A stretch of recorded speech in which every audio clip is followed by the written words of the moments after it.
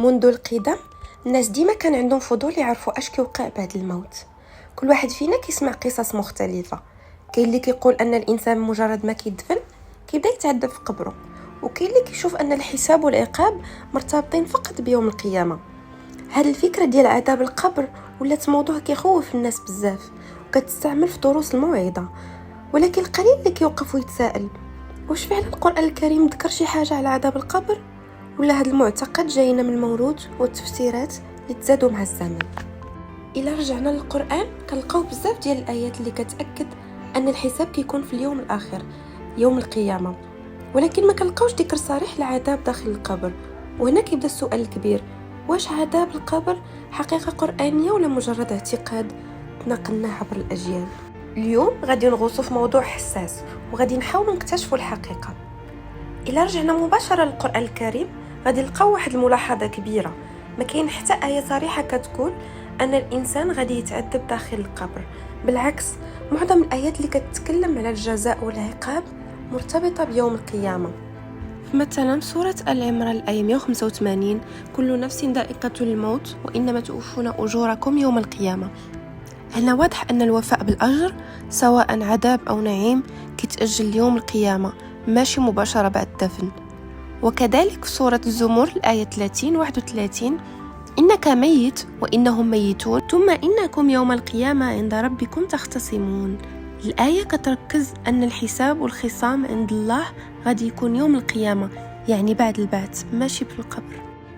إلا تأملنا بعمق كنلقاو بزاف ديال الأسئلة المنطقية اللي كتخلي موضوع عذاب القبر كيحتاج لإعادة تفكير. الجسد اللي كيدفن في القبر كيكون بلا روح، حيث الروح هي اللي كتفارق الجسد عند الموت. إذن كيفاش ممكن يتأدب الجسد بلا روح؟ والروح بطبيعتها ماشي مادة فيزيائية باش تتعرض للتعذيب بالنار أو الضغط. إذن كيفاش غادي يتم العذاب؟ وزيد على هادشي كاين شعوب وديانات اللي ما كيدفنوش الجثث، كيمشيو مثلا لحرق الموتى.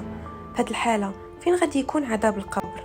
هاد الأسئلة كلها كتبين أن العذاب الحقيقي والنهائي اللي مذكور بوضوح في القرآن مرتبط بيوم القيامة، يوم الحساب أمام الله.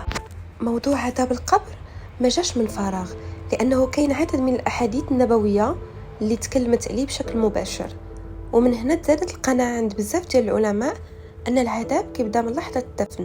لكن في المقابل كاين باحثين علماء آخرين كيشوفوا أن الأحاديث خاصها تتحط في إطارها، وأن القرآن الكريم هو المصدر الأساسي والمرجع الأول، حيث ملي كنجمعوا جميع الآيات ما كاين حتى آية صريحة كتشير للعذاب داخل القبر.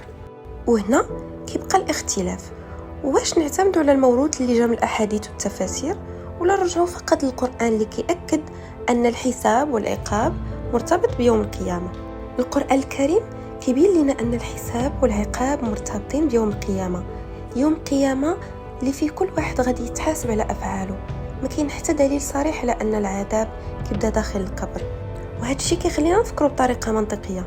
الجسد بلا روح، طرق دفن مختلفة، واش ممكن يكون العذاب داخل القبر حقيقي بلا رابط مباشر بالآخرة؟ وفي الأخير الدرس اللي نقدروا ناخده أن التركيز على حياتنا، أعمالنا والأثر اللي غنتركوه هو غادي يحدد مصيرنا الحقيقي، لأن الحقيقة النهائية كتظهر يوم القيامة وماشي قبلها.